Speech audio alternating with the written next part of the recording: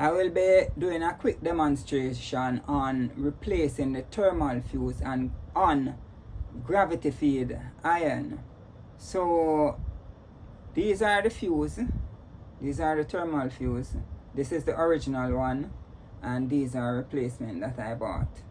So I'm going to head to the press station and do a quick video on how I replace these fuse.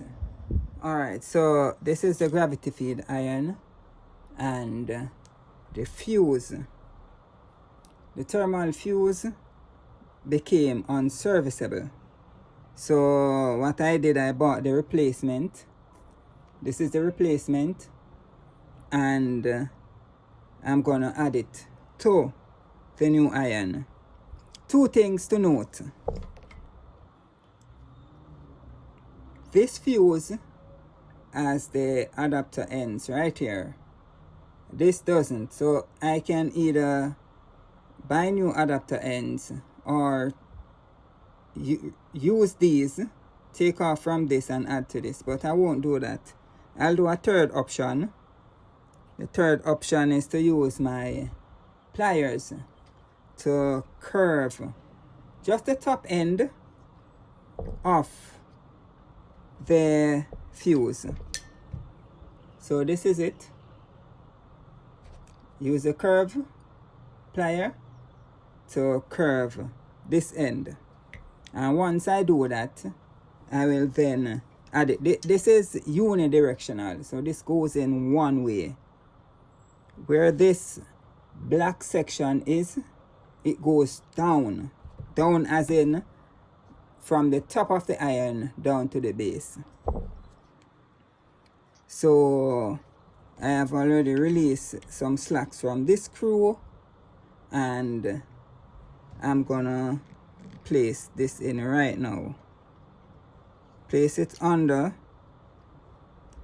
and then put this in position. Then I need to add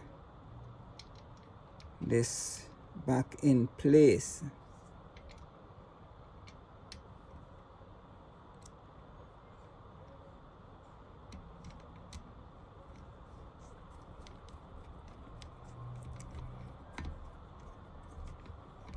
I'm going to tighten and then give it a test.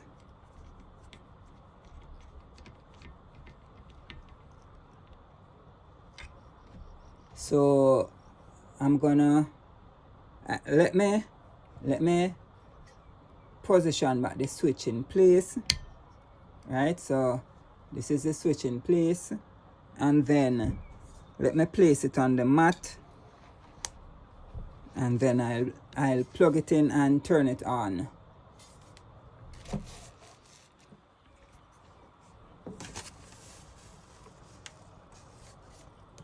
All right, so I plugged it in, and all right, there's the light right here. The light illuminated.